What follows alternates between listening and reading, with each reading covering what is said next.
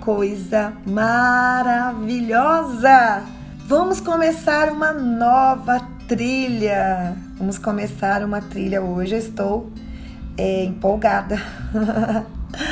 Eu creio que vai ser luz para as nossas vidas, cura para as nossas vidas. E lembrando, viu, queridos, queridas, que nós precisamos aprender a ouvir, receber os ensinamentos com um senso crítico, sim, com um senso também construtivo, sim, também, né? Não se arme, se desarme, ok? Se desarme, ouça o áudio. Se não servir para você, guarda no armário, deixa guardadinho. Pode ser que você não precisa hoje, mas amanhã você vai precisar. Para as mulheres solteiras aí que eu tenho amado ouvir o feedback delas, já vai guardando, já vai aprendendo e canalize para os seus relacionamentos pessoais.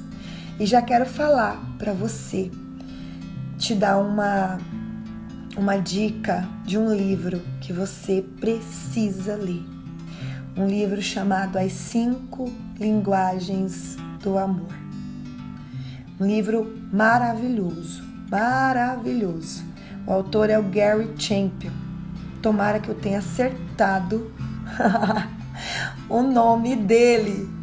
Mas colocando as 5 Linguagens do Amor, você vai encontrar um livro assim incrível e que vai te ajudar muito. Vai dar uma mudada na visão, na tua vida, com relação às pessoas e até mesmo com relação a você. Você vai entender muita coisa sobre você que você não sabe. Então, procure esse livro e seja ricamente abençoada. Então, para as mulheres que já são casadas e para as que não são ainda, e para as que também não vão casar, né? Porque Paulo diz que tem aqueles que serão eunucos, né? Ele fala de 3 tipos de eunucos. Aqueles que foram feitos, né, eunucos. Como eu até conheço um rapaz muito querido, um amorzinho de pessoa. Ele viveu muito tempo na homossexualidade e ele fez a cirurgia, né? O Robert, e ele tirou o seu órgão genital e hoje ele é um grande homem de Deus e ele serve ao Senhor. Procura testemunha aí do Robert e ele está na presença de Deus, uma voz profética, né, para essa nação. Testemunho lindo, vale muito a pena ouvi-lo, até para as mães, viu, ficarem bem espertas com determinadas coisas sobre pedofilia, abuso de criança, de familiares próximos, um alerta para as mães, viu? Testemunho do Robert, que era ex-travesti, você encontra no YouTube. E ele fez essa cirurgia, né?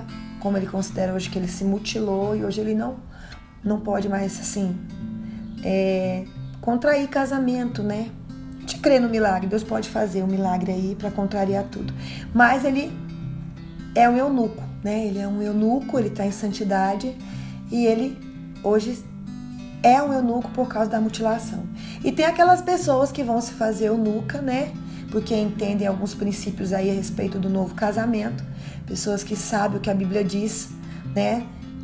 Pessoas que se divorciaram, pessoas que estudam a palavra e que creem, não vou tocar nesse assunto agora, como por exemplo eu creio, que sabem que não pode mais casar, né?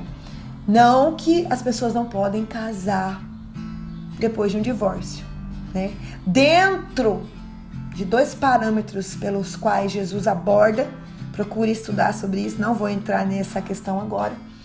Ele fala sobre o novo casamento, mas ele aborda que são dentro de 2 possibilidades, né? Jesus dizendo isso. E tem pessoas que por conta disso, se você quiser saber sobre isso, eu vou te indicar. Coloque assim: divórcio, novo casamento, Luciano Subirá. Divórcio e novo casamento, Luciano Subirá. No YouTube. Tudo que você precisa saber à luz da palavra tá lá. Olha aí, ó. Tô dando vários spoilers aí de muita coisa boa pra você, indicação na verdade, né? Pra você procurar, pra você que tem dúvidas. E ali ele fala, né, onde que entra a questão do novo casamento, onde a Bíblia diz que você pode casar novamente, né? Então, para as pessoas aí que não vão casar, né, que vão se fazer eunuco, porque querem agradar a Deus, né, por amor à palavra, né, e aquelas pessoas que podem casar, mas não querem casar, que se fizeram eunuco, como Paulo diz, né, eu me fiz eunuco. Então tem 3 tipos aí, aqueles que por uma deficiência, aqueles que porque não podem se casar mais à luz da palavra, e aqueles que decidiram não se casar, que são solteiros, se fizeram eunucos. Então, por que eu tô falando isso? Porque você pode usar esse princípio que nós vamos meditar hoje na sua vida, mesmo você não sendo casado. Porque você pode usar para lidar com pessoas. Porque hoje a nossa trilha vai falar de conflito em família. E olha o nome da nossa trilha: tornando infeliz a vida dos nossos sogros. Entendeu agora?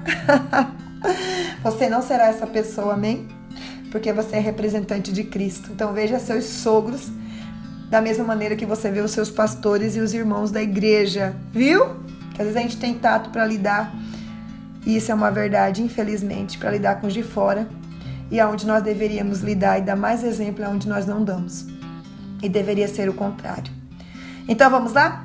Tornando infeliz a vida dos sogros. Leitura Gênesis 26, 34 a 35. Versículo-chave Gênesis 26, 35. Falar dos sogros é frequentemente motivo de piada, mas para muitos não há nenhuma graça nisso. Esaú, irmão de Jacó e filho de Isaac e Rebeca, se casou quando tinha 40 anos. Infelizmente, começou logo com 2 esposas, uma situação difícil, carregada de problemas. Uma de suas esposas se chamava Judite e a outra Basemate, também conhecida como Ada. Nenhuma das esposas de Esaú vinha da família de Abraão. Ao contrário, ele escolheu mulheres hititas, pagãs, de onde vivia. A única coisa que sabemos sobre essas esposas de Esaú é que eram fonte de sofrimento para seus pais, Isaac e Rebeca, tornando a vida deles uma amargura de espírito, como está em Gênesis 26, 35. Rebeca disse que sua vida não valeria a pena se Jacó seguisse o exemplo de seu irmão e escolhesse uma mulher da terra. Enfadada estou na minha vida por causa das filhas de Et. Se Jacó tomar mulheres das filhas de Et, como estas são, das filhas dessa terra, para que me servirá a vida? Nossa, que forte, misericórdia. Gênesis 27, 46. Esaú percebeu que não havia amor entre seus pais e suas esposas. Então tentou ganhar pontos casando-se com mais uma mulher. Ele foi ao seu tio Ismael e casou-se com sua filha Maalate, como está em Gênesis 28, 8 e 9. Eu me pergunto que tipo de vida Maalate teve. Se as mulheres hititas tornavam infeliz a vida de seus sogros, imagine quão ruim deveria ser compartilhar o mesmo homem com elas. Viver com um homem difícil é uma coisa, pensando nos filhos, em Gênesis 4. Mas conviver com uma nora ou um genro difícil é outra coisa. Entretanto, é possível viver. Queridos, creia na graça do Senhor. Se você é essa sogra, creia, ok? Ore, interceda, esse sou eu que estou falando, tá? Vamos continuar.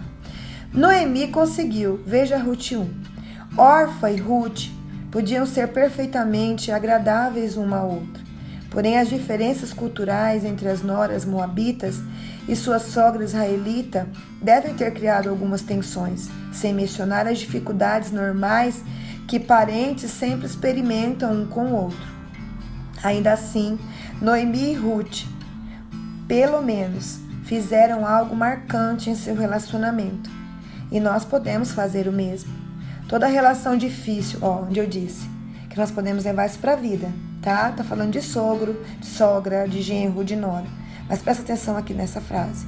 Toda relação difícil precisa de alguém que diga: eu vou dar o primeiro passo. Eu vou tomar a iniciativa da reconciliação. Eu vou começar, Deus e eu, e depois vou para Deus e eles. Isso aqui é maravilhoso, gente. Todos os nossos conflitos eu tenho em algumas áreas da minha vida, eu tenho ido para Deus. E sempre vou ir, porque eu sempre fui. E essa é a porta de escape. Quando você não sabe o que fazer, não faça nada. Né? Não faça. E como nós lemos lá no outra trilha nossa, aquilo que você não pode fazer no claro, então você não deve fazer. Aquilo que você só pode fazer no escuro, às escondidas, então não faça. Então aqui da mesma maneira, você precisa buscar em Deus, buscar ser o mais claro possível, ser o mais sincero possível para buscar paz, restauração, solução.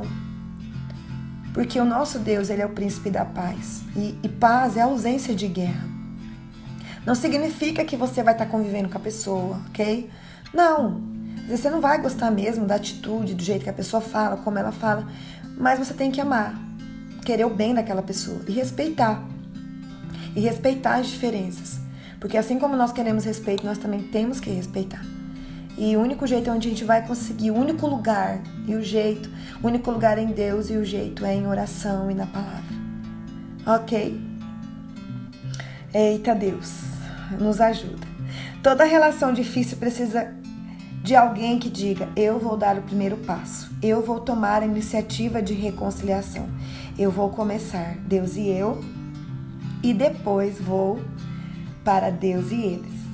Quando seu filho escolher se casar, ore para que não seja com uma hada. E se porventura foi com uma hada, ore também, tá? Quantas de nós aqui que estamos ouvindo esse áudio já fomos uma hada? Em quantas áreas da nossa vida que nós somos uma hada difíceis? Nós temos que olhar para nós mesmos, né? Então, se porventura os nossos filhos escolherem ou desejarem casar com uma hada, lembre-se de que isso já aconteceu antes. Ache conforto no exemplo de sucesso de Noemi e Ruth. Amém, queridas? Então, por isso que é importante você já orar pelos relacionamentos dos seus filhos que não são casados. E para aqueles que são casados, orar também, tá? Porque Deus, ele tem um plano para todo mundo, até para as hadas. Deus tem um plano para todos. Vale a pessoa acatar ou não. E se vai acatar ou não, isso já não compete a nós, mas a nós compete interceder e orar. Principalmente, né, que é um lógico, pelos nossos filhos, pelos seus relacionamentos pessoais, interpessoais. Então, profetiza, declara, ora. Procure versículos para você orar. Salmo 112, Salmo 128, né? Provérbios 14. Declara, já vai orando pela sua futura nora, futuro genro, né? Vai orando já pelo teu futuro sogro, sogra. Faça a coisa certa, né? Como eu disse, para nós que temos Cristo no nosso coração e desejamos fazer a coisa certa sempre será a palavra, os conselhos do Espírito Santo para as nossas vidas. Lembrando que tudo isso é por quê? Porque somos mulheres, somos um corpo, o corpo de Cristo. Até logo!